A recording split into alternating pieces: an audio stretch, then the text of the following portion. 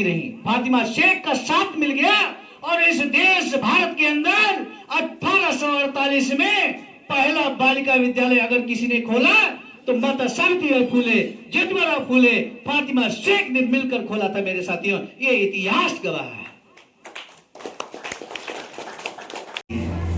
उनकी कुर्बानी को हमको याद करना है, सम्मान करना है। ज्योतिबा फूले और ये सावित्रीबाई फूले माली समाज के थे, माली समाज के जमींदार थे। इनके पास जगह जमीन बहुत थी। अच्छा आप बताइए, तथागत बुद्ध के पिता राजा थे कि नहीं? राजा थे। भगवान बुद्ध राजकुमार बन सकते थे, राजकुमार थे। आने वाले समय में, उस समय तो यही व्यवस्था थी कि पिता राजा तो बेटा राजा बनेगा, यही व्यवस्था थी। तो भगवान बुद्ध भी राजा बन सकते थे, लेकिन भगवान बुद्ध राजा नहीं बने। 29 वर्ष की अवस्था में घर को छोड़ दिया, त्याग दिया, घर परिवार बच्चों को छोड़ दिया और ज्ञान की तलाश में चले गए और ज्ञान को प्राप्त किया। समाज को अपने ज्ञान से शिक्षित करने का काम किया। बोधाचार्य जी ने बताया कि 37 देशों में भगवान बुद्ध को मानने वाले अनुयायी हैं, बौद्ध धर्म को मानने वाले अनुयायी हैं 37 देशों में। आइए बढ़ते हैं आगे। ज्योतिबा फूले, सावित्रीबाई फूले की बात हम कर रहे थे। आज जो बालिकाओं को शिक्षा प्राप्त करने का अधिकार मिला है, जो 50% महिलाओं को शिक्षा प्राप्त करने का अधिकार मिला है, उसमें ज्योतिबा फूले और सावित्रीबाई फूले का बहुत बड़ा योगदान है। इस बात को समझना है। ज्योतिबा फूले, सावित्रीबाई फूले की बहुत कम उम्र में शादी हो जाती है। ज्योतिबा फूले चूंकि जमींदार परिवार से बिलोंग करते थे, इसलिए इनको थोड़ा पढ़ने का मौका मिल गया। जब इनकी शादी सावित्रीबाई फूले के साथ होती है, सावित्रीबाई फूले पढ़ी लिखी नहीं होती हैं, बिल्कुल पढ़ी लिखी नहीं होती हैं, तो ज्योतिबा फूले से सावित्रीबाई फूले ने कहा कि तुम तो पढ़े लिखे हो, हमको भी पढ़ा दो थोड़ा। तो ज्योतिबा फूले ने कहा कि हम तुमको पढ़ाएंगे, लेकिन एक शर्त पर।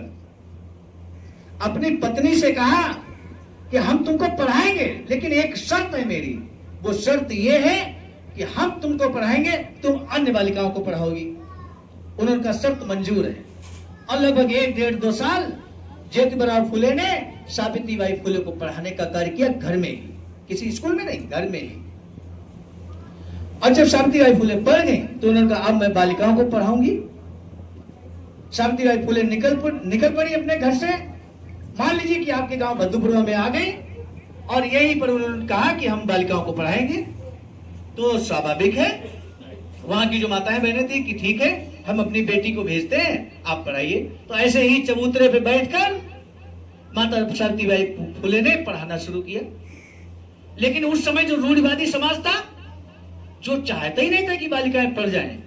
अरे उस समय की बात छोड़िए, अभी भी आपकी बिटिया अगर 25 साल की हो जाए, वो भले को जो है डिग्री कॉलेज में पढ़ रही हो, मेडिकल कॉलेज में पढ़ रही हो, गांव के लोग आएंगे, बिटिया के पिताजी से कहेंगे, कहा बिटिया पढ़ा रहे, 25 साल होगी, शादी वादी नहीं करोगी क्या? जबकि वो मेडिकल कॉलेज में पढ़ रही है, प्रोफेसर की पढ़ाई कर रही है। और प्रोफेसर की पढ़ाई करने में, मेडिकल कॉलेज की पढ़ाई करने में, हम आपको बता दें, कम से कम 25 से 30 साल लगता है। उम्र का कम से कम 30 साल हो जाता है, तब जाकर कोई डॉक्टर बन पाता है, तब जाकर कोई IAS PCS बन पाता है, तब जाकर बड़े पद पर हो पाता है। लेकिन लोग आपको समझाएंगे, पंच करेंगे, बिटिया के पापा से पंच कर देंगे, उसकी 25 साल उम्र हो गई है, ओवर एज हो जाएगी, फिर शादी कैसे होगी, बारात कैसे होगी।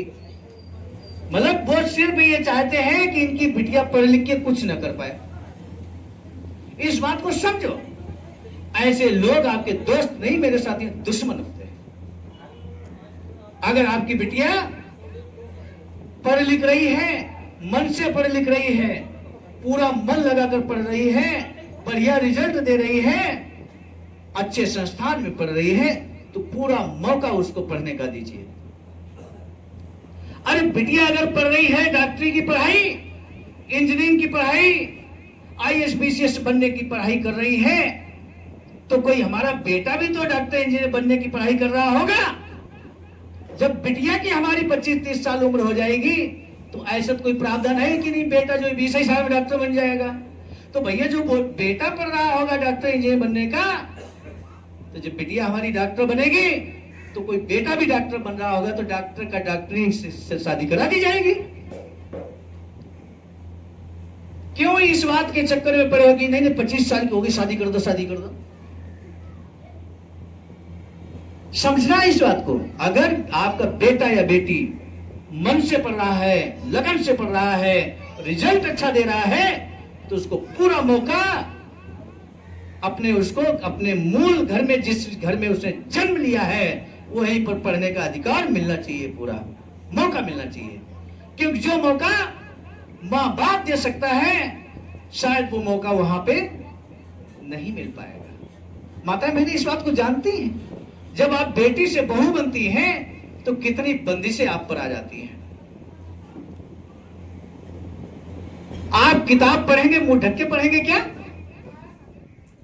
आप जब किताब पढ़ेंगे और जब बहू बन के आएंगे तो मुंह ढकने की बंदिश होगी। 50 लोग कह देंगे, हो सकता है घर के लोग सपोर्ट करें, गांव के लोग कहें आपकी बहू जो है मुंह नहीं ढकती, सम्मान नहीं करते तुम्हारा, और आपका खून खौल उठेगा। यही बात हम कहना चाहते हैं कि ये जो फालतू की परंपराएं हैं ये हमारे समाज को, आप मुझे बताओ, हम बार बार इस बात को कह रहे हैं कि हमारी महिलाओं को पढ़ने का अधिकार नहीं था और कहीं धोखे से न पढ़ ले इसलिए परंपरा लागू करी गई कि महिलाएं मुंह ढकेंगी। तो हमको ये बताओ कि जब बिटिया की शादी होती है, वो बहू बनती है, तो बेटा की भी तो शादी होती है, वो भी तो कुछ बनता होगा। अगर बेटी बहू बनती है उसको मुंह ढकने का जो परंपरा लागू की गई है, तो बेटा की अगर शादी हुई है तो बेटा को भी मुंह ढकने का अधिकार दो, वो भी मुंह ढकेगा। ये जो हम लोग बालक बालिका में जो भेद करते हैं ये ठीक बात नहीं है। इस बात को जितना जल्दी हम लोग समझ लें, हमारे समाज के लोग समझ लें, उतना बेहतरी अपने समाज के लिए होगा। जहां तक सम्मान की बात है तो मुझे बताओ, मुंह ढककर सम्मान किया जाता है या दिल से सम्मान किया जाता है? किसी का सम्मान जो व्यक्ति दिल से करता है वो सही मायने में सम्मान होता है। मुंह ढकने से सम्मान या अपमान का कोई नाता नहीं है। इसलिए इस परंपरा को हम लोगों को त्यागना होगा मेरे साथियों। ये बात वो कभी नहीं समझाएंगे जिनकी बात हम लोग जल्दी मान लेते हैं। ये बात वो कभी नहीं समझाएंगे, वो अपने घरों में तो लागू किए हैं लेकिन वो आपको नहीं समझाएंगे इस बात को, क्योंकि उनको मालूम है कि अगर मुंह ढकना इन लोगों ने बंद कर दिया तो ये पढ़ना भी शुरू कर सकते हैं। मुंह ढक के पढ़ाई हो नहीं पाएगी। बहुत सारी बातें हैं, आप समझ सकते हैं। ज्योतिबा फूले और सावित्रीबाई फूले ने बालिकाओं को पढ़ाने का बीड़ा अपने कंधों पर उठाया और गांव गांव जाकर पढ़ाना शुरू किया। लेकिन रूढ़िवादी समाज जो नहीं चाहता था कि बालिकाएं पढ़ें, उसने क्या किया? माता सावित्रीबाई फूले को रोकने का प्रयास किया। कैसे? अपने कुछ गुंडे लफंगे टाइप के गांव गांव छोड़ दिए, कहा जाओ इस लड़की को डिस्टर्ब करो, रास्ते में रोको इसको। शुरुआत जब हुई तो कुछ लड़कों ने माता सावित्रीबाई फूले को रोकने का प्रयास किया। माता सावित्रीबाई फूले की लंबाई ठीक ठाक थी, हेल्थ बहुत अच्छी थी, अच्छे घराने से बिलोंग करती, जमींदार परिवार से थी। तो जो लड़के जो गुंडे लफंगे आए उनको रोकने के लिए, क्योंकि पावरफुल थी, इन्होंने उन गुंडे लफंगों को उठाकर जमीन पर पटक दिया। मेरे साथी 10 लोग आए आपको मारने के लिए, 2 को आप उठा के पटक दो, 8 ऑटोमेटिक भाग जाएंगे। ऐसा होता है कि नहीं? ऐसा होता है कि नहीं होता है? 2 को आप पटक दो कस के ढंग से, 8 जो है भाग जाएंगे, सच में भाग जाएंगे, क्योंकि आएंगे तो एक ही एक करके। उन्हें मालूम है एक करके जाएंगे, हम भी पटके जाएंगे। तो माता सावित्रीबाई फूले ने यही काम किया। उन्होंने उन 2 लफंगों को उठाकर पटक दिया जमीन पर, उनका हाथ मुंह सिर फूट गया और बड़ी मुश्किल से वो वहां से जान बचाकर भागे। जब जान बचाकर भागे तो उन्होंने कहा अब कैसे रोके सावित्रीबाई फुले को पढ़ाई लिखाई करवाने से बच्चों को। तो अपने अपने रास्ते में कोई पेड़ पे चढ़ गया, कोई छत पे चढ़ गया और वहां कंकड़ पत्थर गोबर लेकर ये लफंगे चढ़ जाते थे। और रास्ते से जब सावित्रीबाई फुले निकलती थी तो गोबर फेंकते थे इनके ऊपर, कंकड़ मारते थे और इनके कपड़े हो जाते थे गंदे। और कोई साधारण व्यक्ति होता तो मेरे साथियों उस दिन से कहता भाड़ में जाए समाज, भाड़ में जाए ये बालिकाएं, हम नहीं ये काम करेंगे, हम पढ़ाई लिखाई नहीं करेंगे। अपने घर में आकर बैठ जाती। माता सावित्रीबाई फुले ने कहा कि मैं रुकने वाली नहीं। उन्होंने एक तरीका निकाला, पैदल जाती थी, अपने एक झोला में, अपने झोले में एक साड़ी एक्स्ट्रा लेकर जाती थी, एक पहन कर जाती थी, एक साड़ी पहन कर जाती थी और एक साड़ी एक्स्ट्रा मतलब ज्यादा लेकर जाती थी साथ में। इधर से जाती थी तो जो कपड़े उनके गंदे हो जाते थे, गोबर लोग फेंकते थे, उसको वहां जाकर गांव में जैसे यही भद्दूपुरवा आके वो बदल लेती थी, दूसरी साड़ी पहन लेती थी। और फिर जब वापस जाती थी तब उनके कपड़ों को गंदा किया जाता था, गोबर फेंका जाता था, तो उसको घर पे आकर बदल लेती थी। लेकिन उन्होंने पीछे मुड़कर नहीं देखा। बावजूद इसके जब उन्होंने बालिकाओं को पढ़ाना बंद नहीं किया तो रूढ़िवादी समाज ने कहा अब तो कोई चाल नहीं चल रही है। माता सावित्रीबाई फुले के ससुर और ज्योतिबा फुले के पिताजी के पास वो लोग गए, रूढ़िवादी समाज के लोग गए और उनसे कहा कि तुम्हारा ये बेटा और तुम्हारी ये बेटी समाज को मिसगाइड करने का काम कर रहे हैं, समाज में बालिकाओं को पढ़ाने का काम कर रहे हैं लोग। अरे हमारे समाज में बालिकाओं को पढ़ने का अधिकार नहीं है और ये लोग उन बालिकाओं को पढ़ाने का काम कर रहे हैं। तो इनके पिताजी दबाव में आ गए मेरे साथियों, उन रूढ़िवादी समाज के लोगों के दबाव में आ गए। उन्होंने इनसे कहा, जिस दिन ये पढ़ा लिखा कर शाम को आए तो प्यार से बुलाकर बैठाया, कहा बेटा बहू, गांव के लोग चाहते हैं कि तुम ये जो काम कर रहे हो बालिकाओं को पढ़ाने का, इस काम को रोक दो, और यदि इस काम को आप नहीं रोकेंगे तो हमें मजबूरन तुमको अपने घर से निकालना पड़ेगा। तुम्हारे पास मात्र 2 विकल्प हैं, केवल और केवल 2 विकल्प हैं। या तो तुम ये बालिकाओं को पढ़ाना बंद कर दो या फिर घर छोड़ दो। मेरे साथियों आपको बता दूं, आपको बड़ा गर्व होगा इस बात को जानकर, ज्योतिबा फुले ने, सावित्रीबाई फुले ने एक झोला उठाया, उसमें कुछ अपने कपड़े, जरूरी कपड़े होते हैं, उन कपड़ों को लिया और घर छोड़ दिया। उनका पिताजी, आज के बाद हम घर वापस नहीं आएंगे, हम बालिकाओं को पढ़ाएंगे, हम इस कार्य को नहीं छोड़ सकते। आज आप क्या सोच रहे हैं? 1-2 इंटर कॉलेज के प्रिंसिपल साहब आपके बीच हैं, अच्छा खासा वेतन है, जितना आप सोच सकते हैं उससे कहीं ज्यादा वेतन है हम लोगों का। संडे की छुट्टी है, बाल बच्चों के साथ मैं भी अपने बाल बच्चों के साथ समय बिता सकता हूं छुट्टी का। कल हम लोग प्रिंसिपल साहब हम लोग कल उन्नाव में थे ना, हम लोग कल उन्नाव में थे, आज आपके गांव में हैं, कल किसी दूसरे गांव में होंगे। विद्यालय 1:30 बजे तक का है, उसके बाद मीटिंग होगी किसी दूसरे गांव में।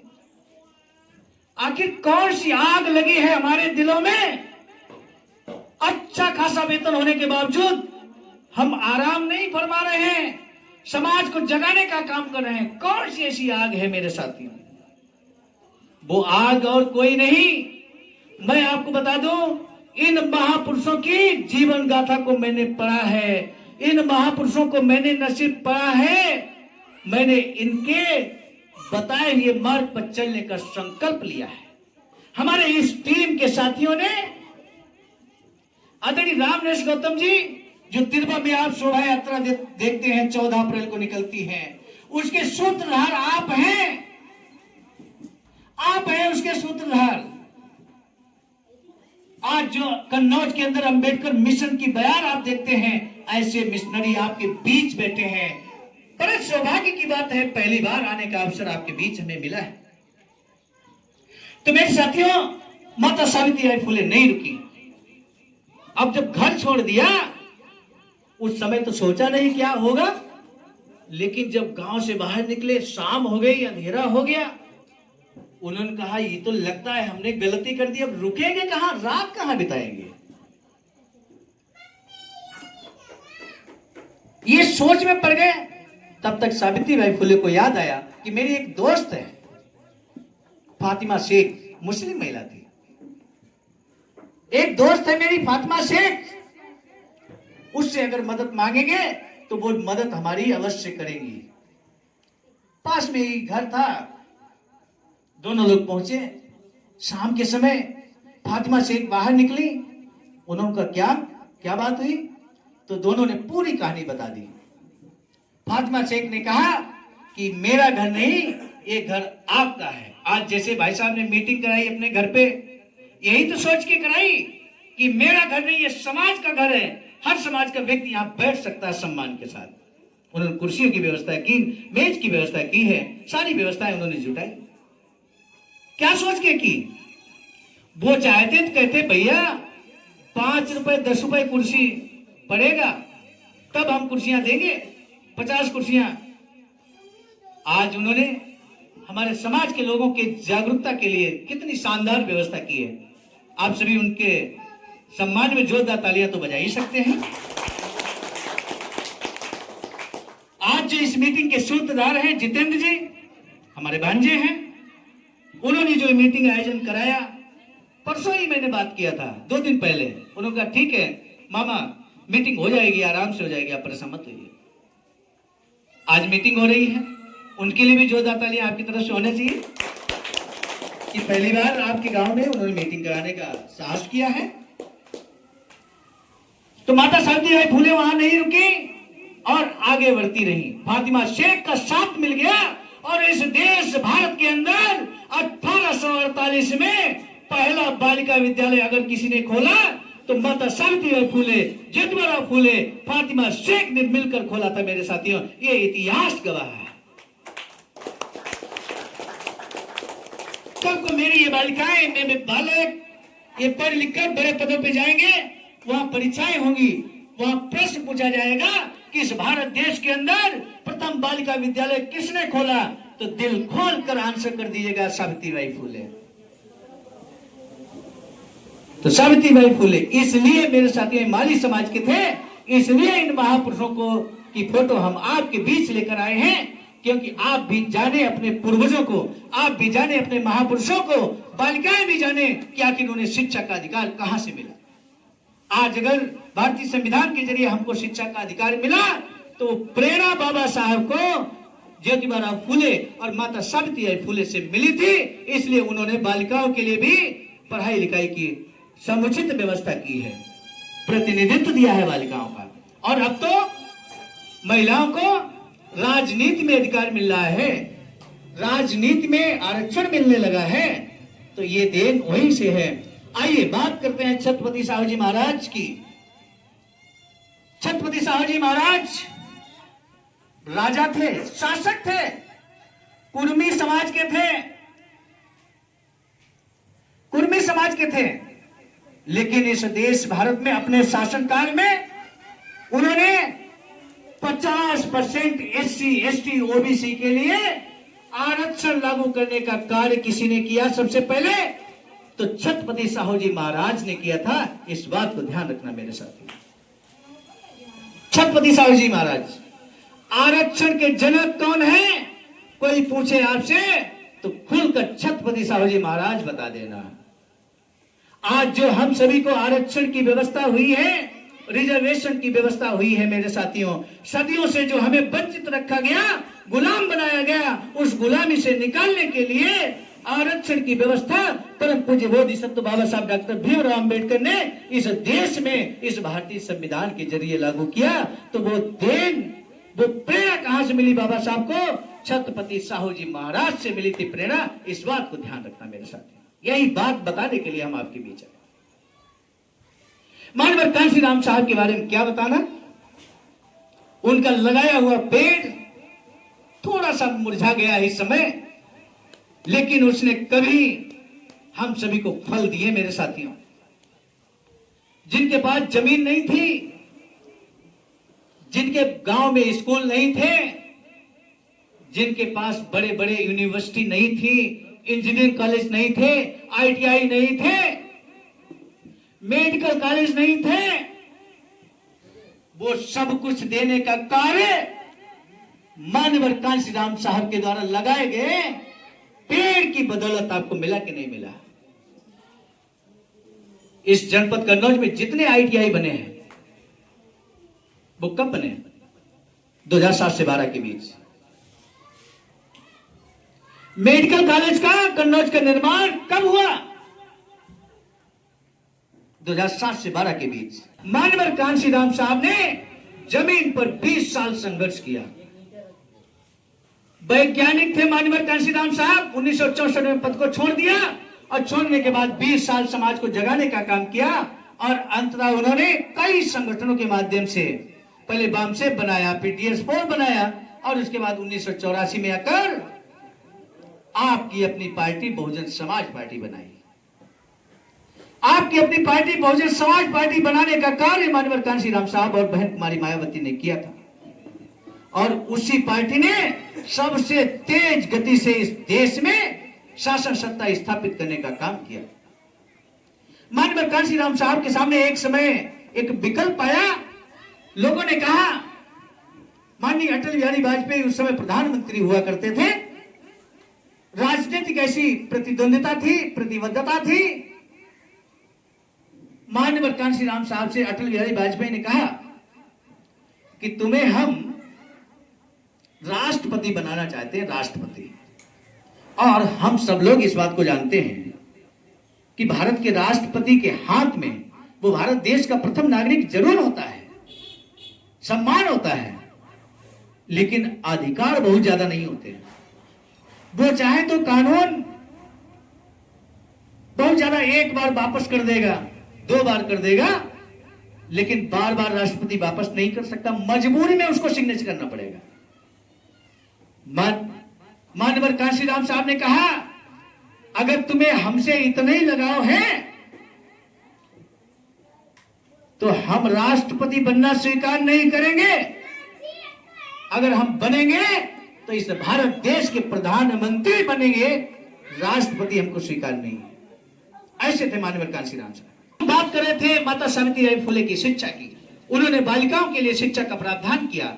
हमें इस बात को ध्यान देना होगा कि वर्तमान में जिस तरह से कुर्बानी हमारे महापुरुषों ने हमारे बच्चों को आगे बढ़ाने के लिए दिया है, क्या हम लोग अपने बच्चों को आगे बढ़ाने के लिए कुर्बानी नहीं रह सकते? क्या हम अपने बच्चों के लिए, हम नहीं कह रहे कि दूसरे के बच्चों के लिए, अपने बच्चों के लिए, और सब लोग अपने अपने बच्चों को अगर ध्यान देंगे तो आप बताइए हमारा समाज आगे जाएगा कि नहीं?